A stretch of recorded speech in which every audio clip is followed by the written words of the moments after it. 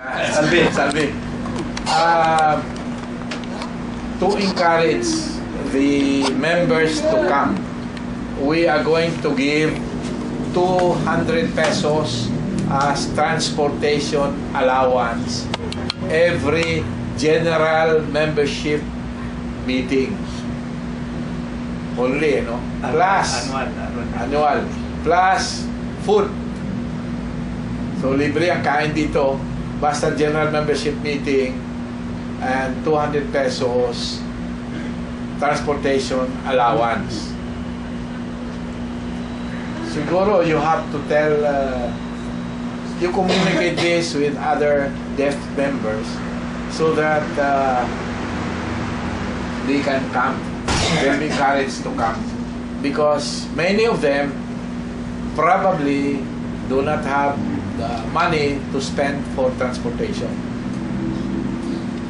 Now, just additional information for you. No?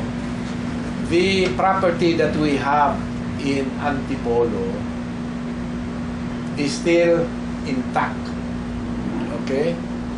I will have a meeting tomorrow with the mayor. He will explain his side why they were not able to comply with his commitment to buy the property that we have in Antipolo. The problem is the present governor in Ares is running against him as mayor of Antipolo. So many of the councilors transferred to Inares. So they are now, including his vice mayor. Whereas before, they agreed to buy this property. Now, he is not anymore sure whether these people will still cooperate with him as they promised before.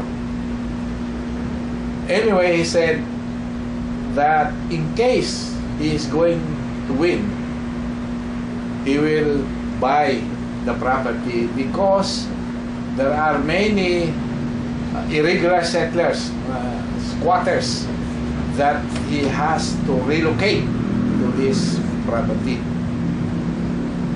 With that, we'll have a better price. The price that he offered to us is better than what we sold our 9,000 square meter before, which until now, because of some objections of the residents surrounding the area, that they do not like poor people to be neighbors. But fortunately, the city government has now approved and overruled the objections. So pretty soon we will have payment of more than 5 million pesos to us.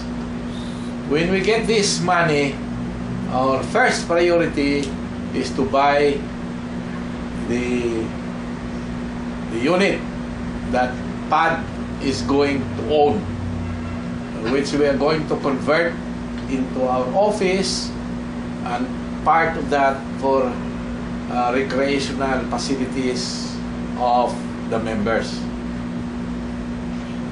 So now I think I will know tomorrow definitely what his plan would be. If he lost, the mayor is going to lose, then we're going to look for another buyer. Meantime, if you have any friends who wants to buy our property in Antipolo, we are offering it for sale so that we can have funding for bigger activities that we have planned to do before. We set up another school for the deaf.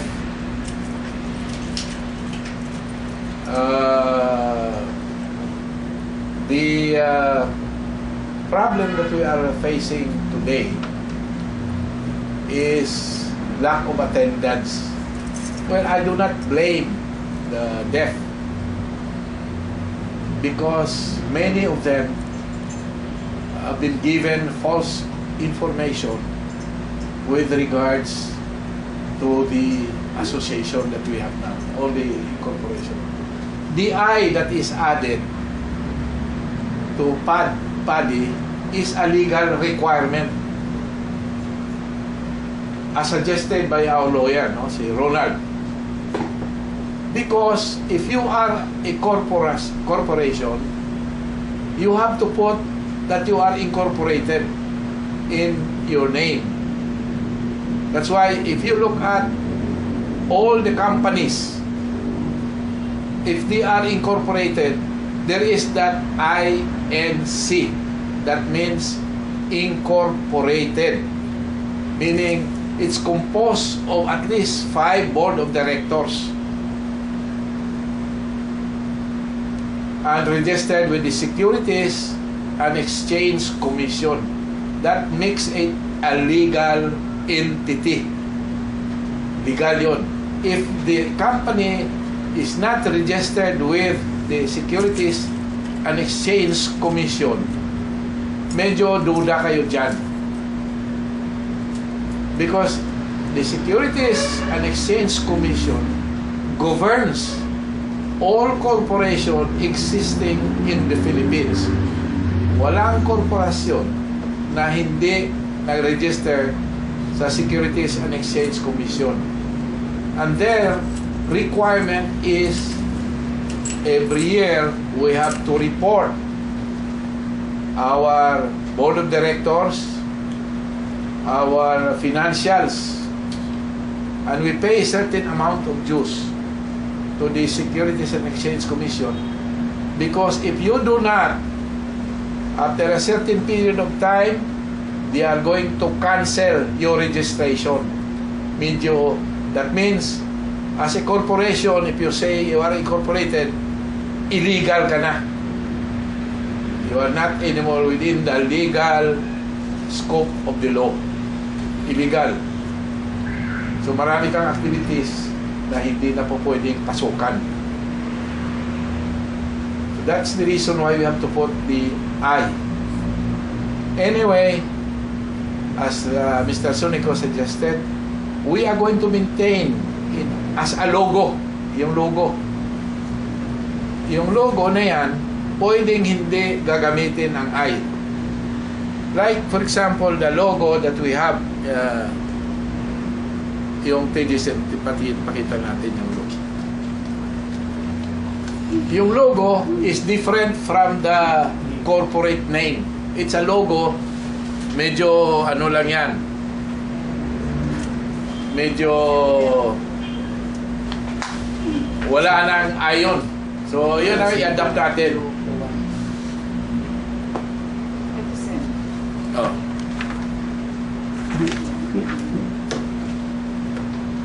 Ano ang logo natin sa Philippine Asopad? Ayan sir, sa taas. Yung below. Ito. Yan sir, yung below. Siguro magpagawa na tayo ng... Oh. Ha? Ay, wala. Wala. Walang ay. Siguro magpagawa tayo nito para ma... Oh.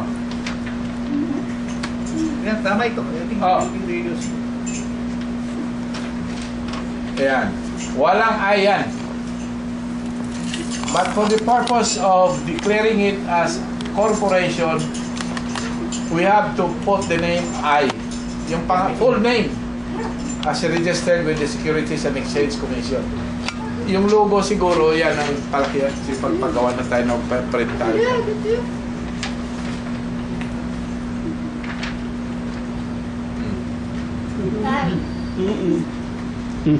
Yung nasa pad yun, wala talagang ID. Wala nga eh. Wala. Kaya yung logo walang ID. So we will keep the logo. Yan pa rin ang logo natin. Ha? Right? Oo nga, kung tuloy na nga lang. Oh. That is still what we are using.